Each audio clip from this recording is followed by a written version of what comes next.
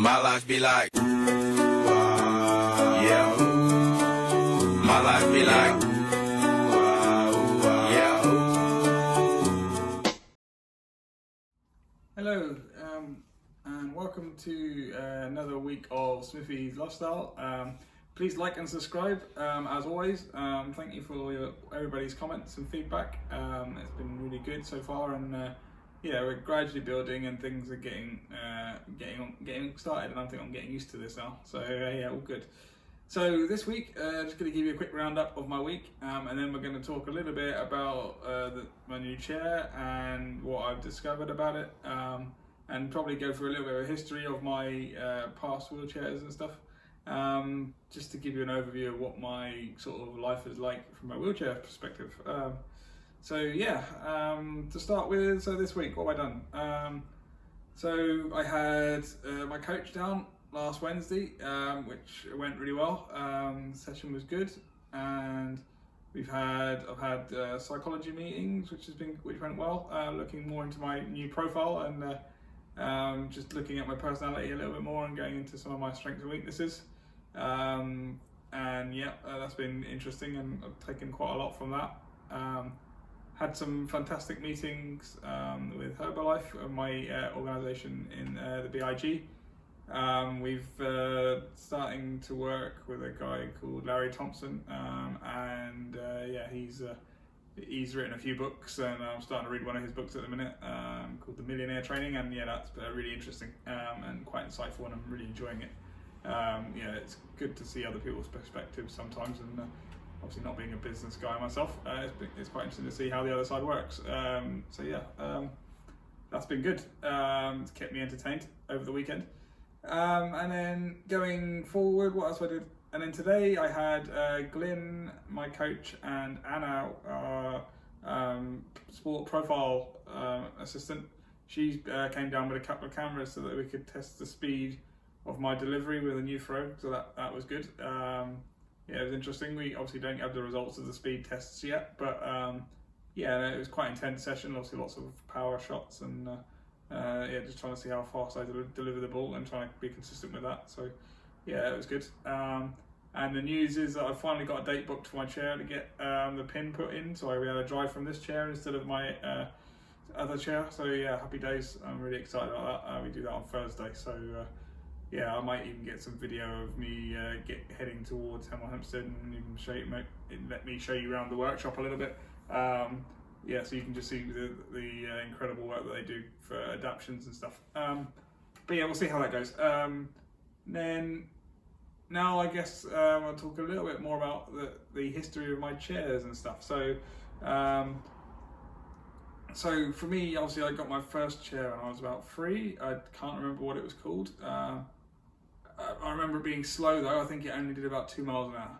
And yeah, I had little skinny tyres, ball tyres front and rear, so every time I went over metal and it just skidded out, and it wouldn't turn for the love nor money.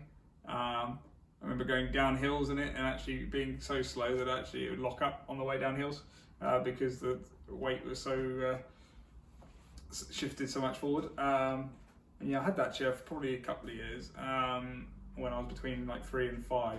But that was at school, so I used to loan that, and it had a makeshift backrest shoved to the back of it to give me some lateral support.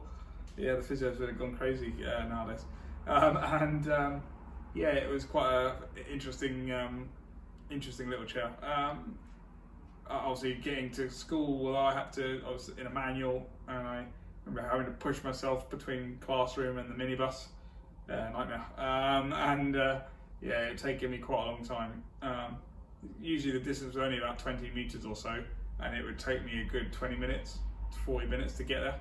So yeah, a meter a minute was pretty horrible speed. In a manual wheelchair, I just couldn't push it, even though they insisted on trying, because apparently it would mean that I'd be more able when I got older. Yeah, rubbish. Bullshit, I think we could call that. Eventually my parents managed to save up to get me a private chair. I remember going to a place called Cleans in Eastleigh in the industrial area, and I got a different chair. I think it was called Phoenix or something, and Yeah, that was quite good. It did about 4 miles an hour, and yeah, that was my first sort of proper electric chair, privately owned. Never took that to school though, because my parents were worried about me breaking it there.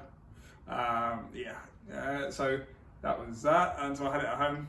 I remember breaking a greenhouse, I think, in that chair, and Dad will probably remind me. Yeah, I was going down the path, and Dad's beloved greenhouse was to the side of the path. It was quite narrow, and I used to try and see how fast I could get from the top end of the garden to the bottom, which had like a little ramp that Dad had built into the garden so that I could go through and up, and obviously ramp speed.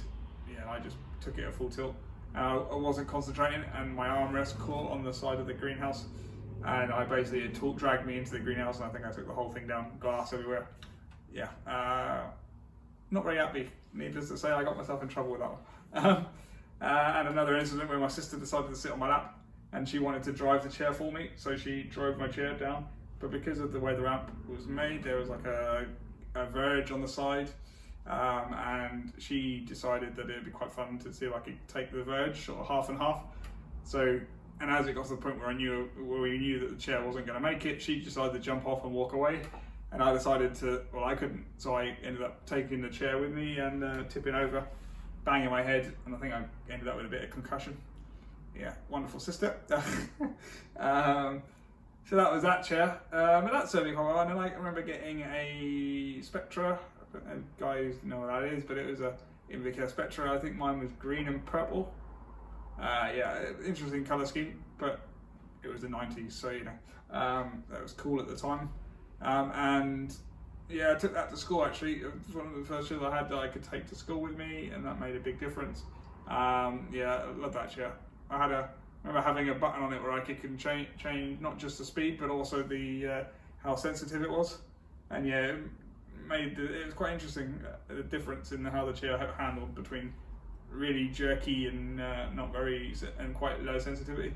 And obviously I liked it on full sensitivity so I could drive it better and more control over it. But yeah, I always got told to turn it down, and then they would turn the wrong knob, and I'd be like, yep, thanks for that, you haven't turned it down at all.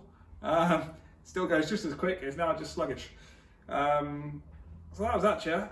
And then I ended up getting a chair from the NHS, probably the first time. A ministry chair, we called it at the time, and that was a Harrier. It had weird curb climbers on both sides of the chair that sort of swung out. You could swing them away and back when you weren't using, when I didn't really need them, and then and then I'd swing them out when I was climbing curbs and stuff. But they were quite cumbersome, like yeah, really not that practical. And when they stuck out forward, protruding on the side of the chair, you could catch them on doors and stuff. So I kept them folded back most of the time. But yeah, that was a good chair, quite quick. And that was the chair I had before I went to Trelaws. So when I moved to Trelaws, that chair went with me, but it became apparent quite quickly that it was hopeless because the motors kept burning out and sort of grinding. Gearboxes kept going on, horrible grinding noise, like a click that just keeps whirling. And yeah, I knew when the motors were about to die because it would just start catching and not rolling properly. Yeah, and then obviously when one wheel decided to die, I was then screwed because the chair would just turn left or right depending on which motor was broken. And then when I got the motors fixed, the batteries started playing up and running out of poke. So I was running out of charge. So I remember having to come home from Trelaw in between lessons. We'd nip back to the house for get a drink, and instead of me getting a drink, I would dive into the charging room and put my chair on charge, against the rules because the students weren't allowed to charge their chairs at the time. They had to. It was a safety thing.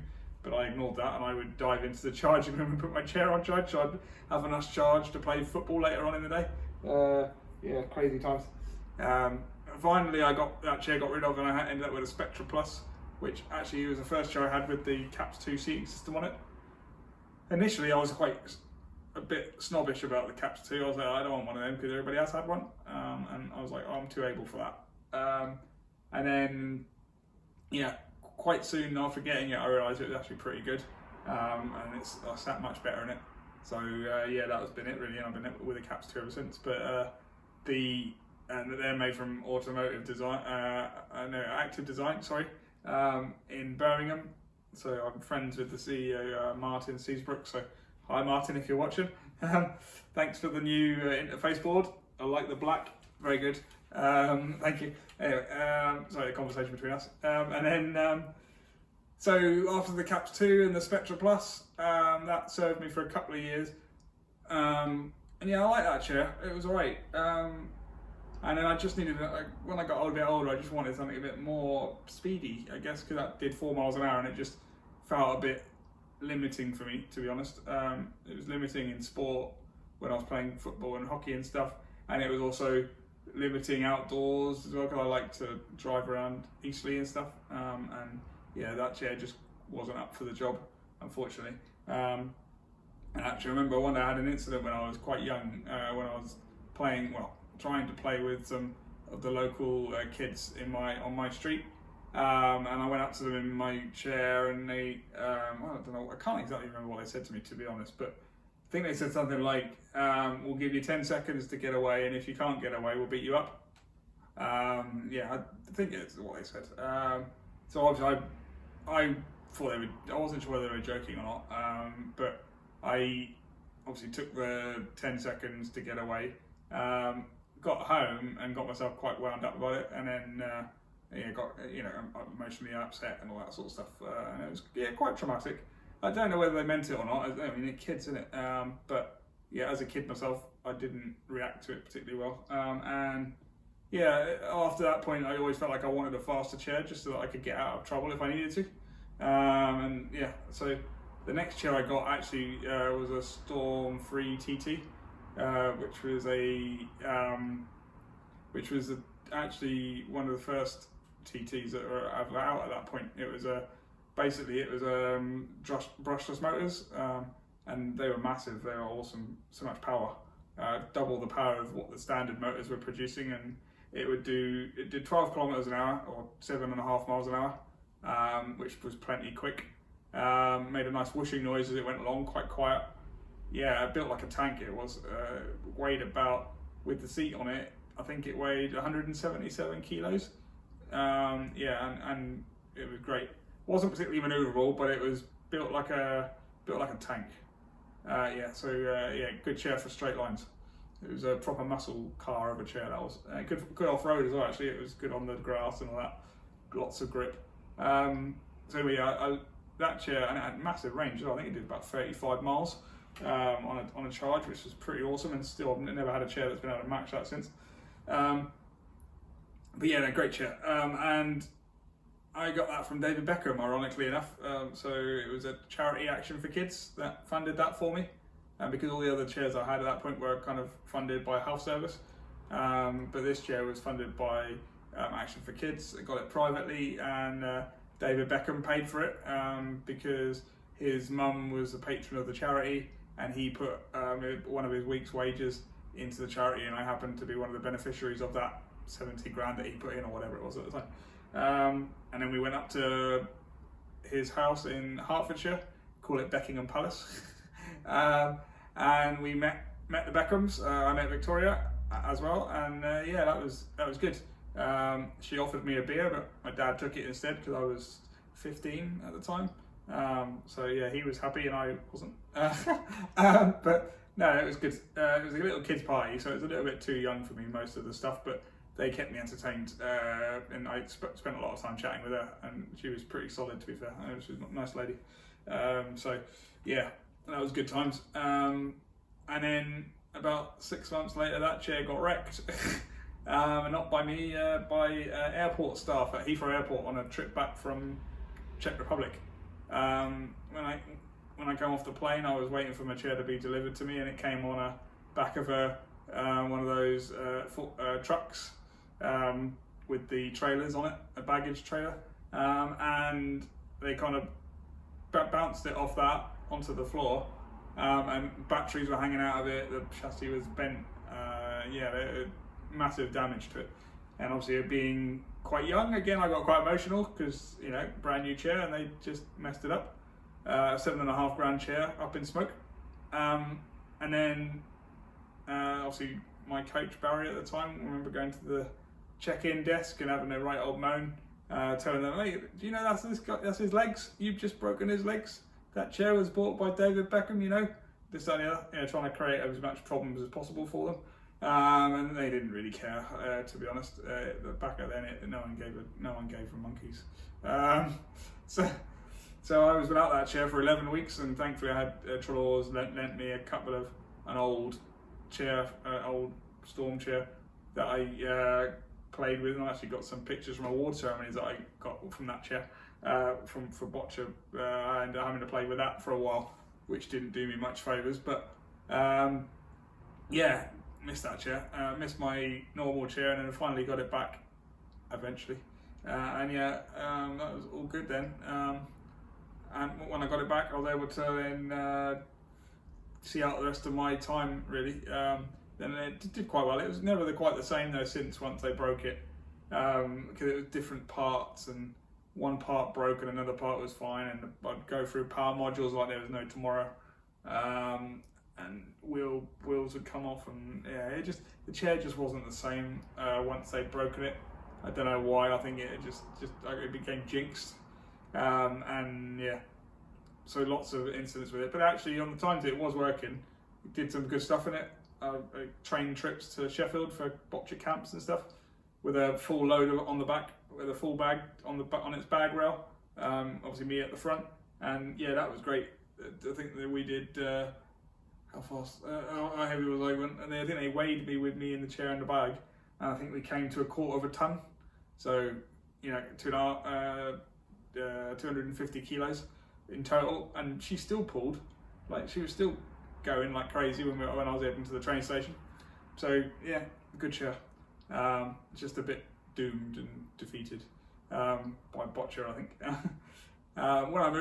When I finished Trelaws, I then got a Quickie Groove, I believe, which was the forerunner for what I'm sat in now, of the old mid-wheel drive thing. It was a new thing then. And that chair did 13 kilometers an hour, so 8.1 miles an hour rather than 7.5. So that extra kilometer an hour, it doesn't sound like much, but it feels great when you're going for it. That extra kilometer an hour makes a big difference.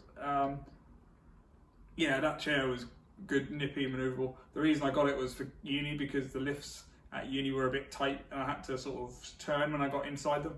And I just felt that chair would be better suited for around uni, and it was probably the wise decision, to be fair, because I've never gone back to the old rear-wheel drives ever since for my day chair.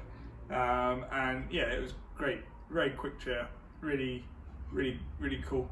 But again, that got broken by airport staff. When did that get broken? I think that got broken after it was probably a trip before.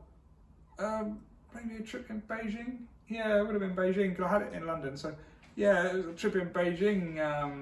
That chair got broken, I think, and it just, yeah, great.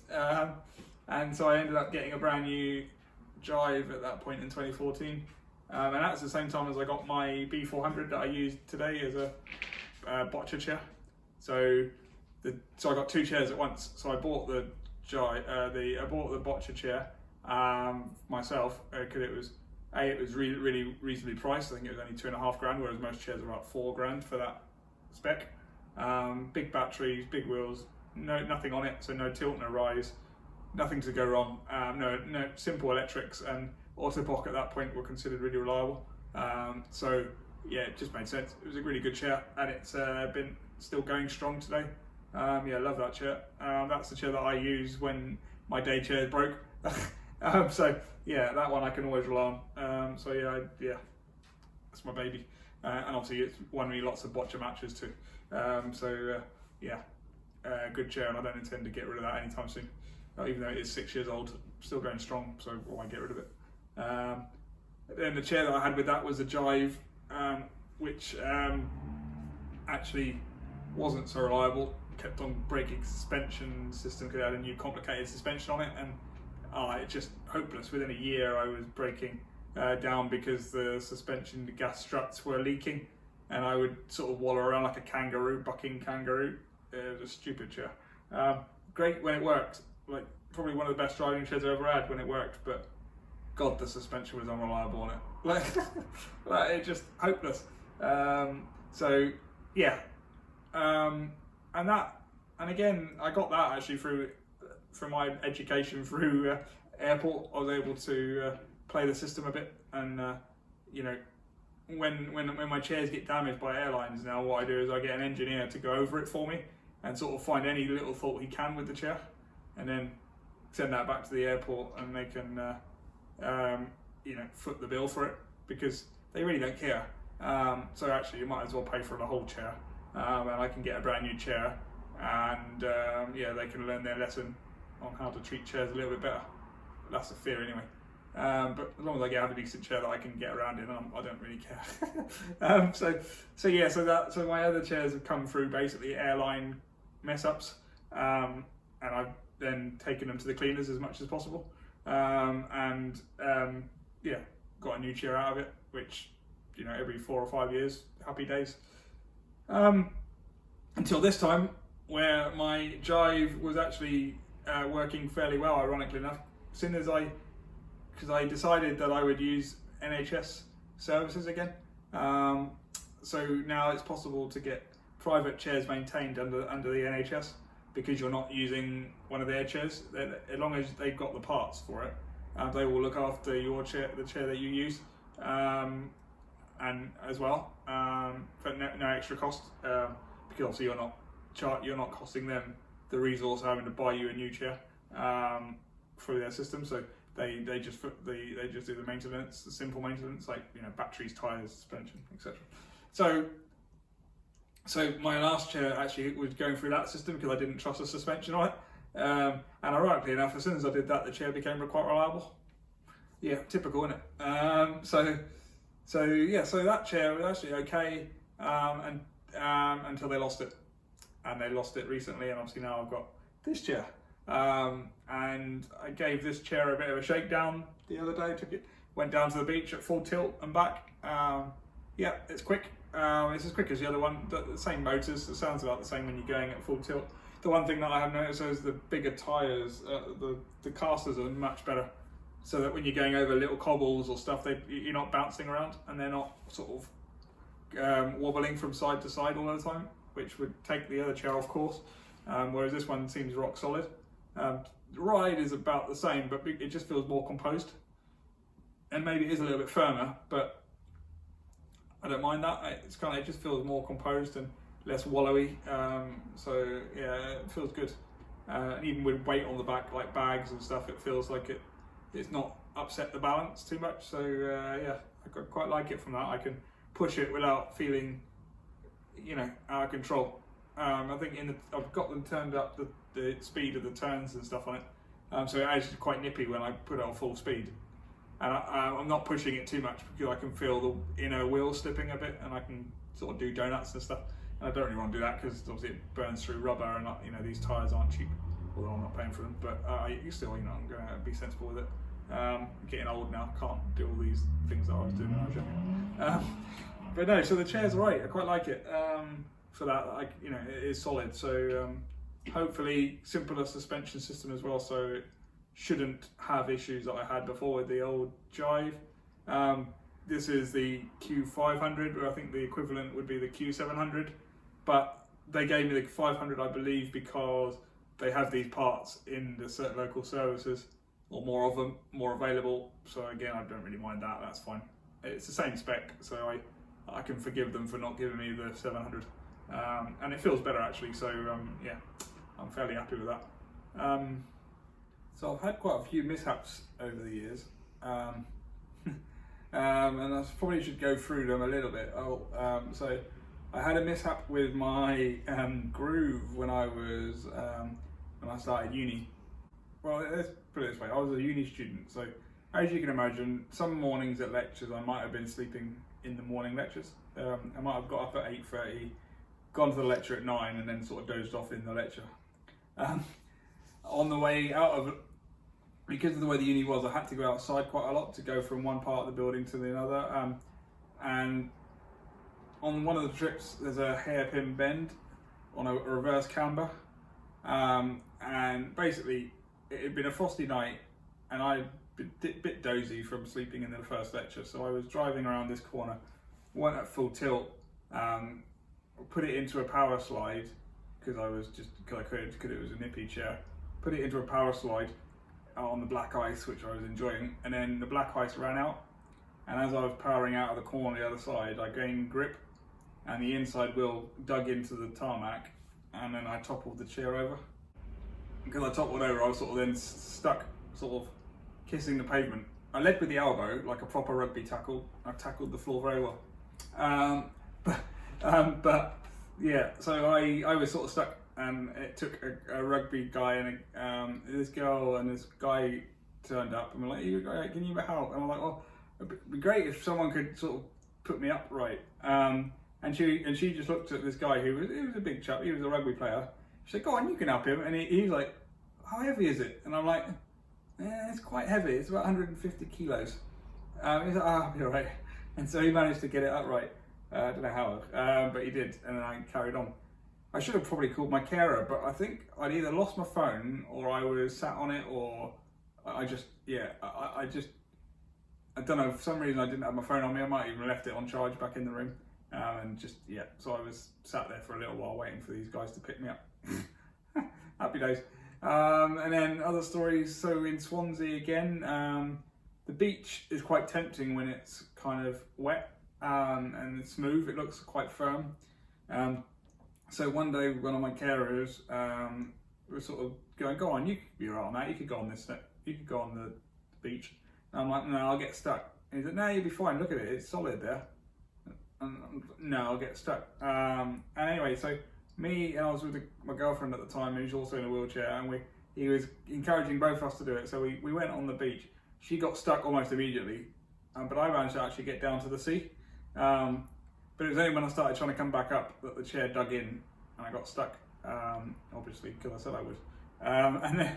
And then it took, once they had to transfer me out and sit me on a mound of sand, and then the carer had to go and find 7 rugby guys to come and actually help move the chair off the sand because it was that dug in and heavy.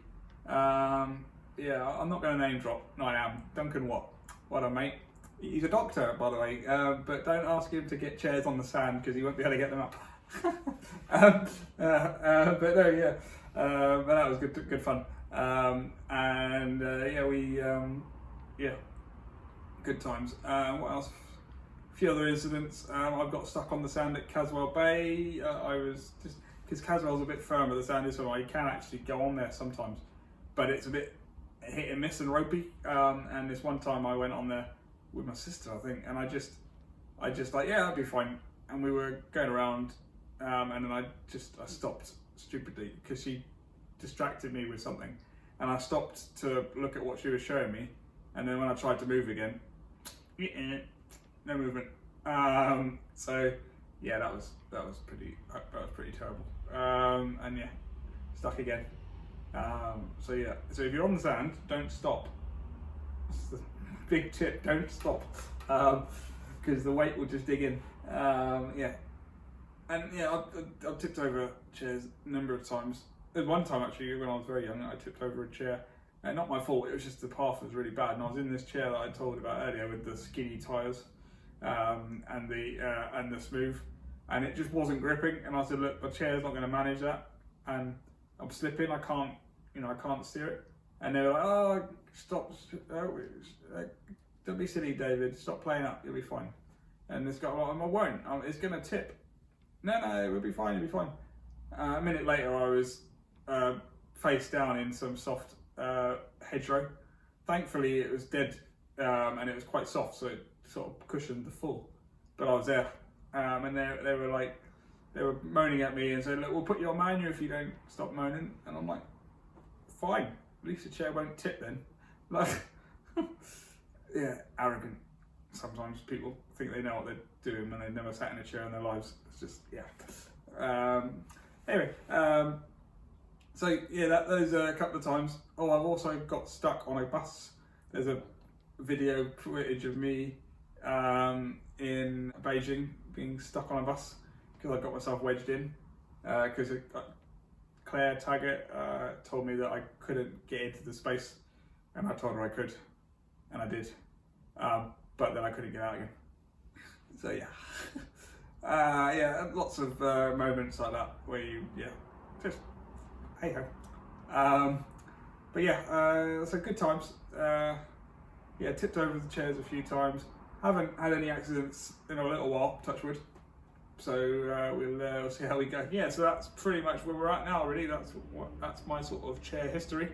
In a bit of a summary, and feel free to drop me any questions from any of the points that I've raised. There's been quite a few, I think. So yeah, like and subscribe, as I said earlier. Any of the topics that you want me to go over in more detail, just drop something in the comments, and I will do a more specific video later on. Thanks for listening to me, guys. I hope I haven't bored you too much. Have a good evening. Ta-ra.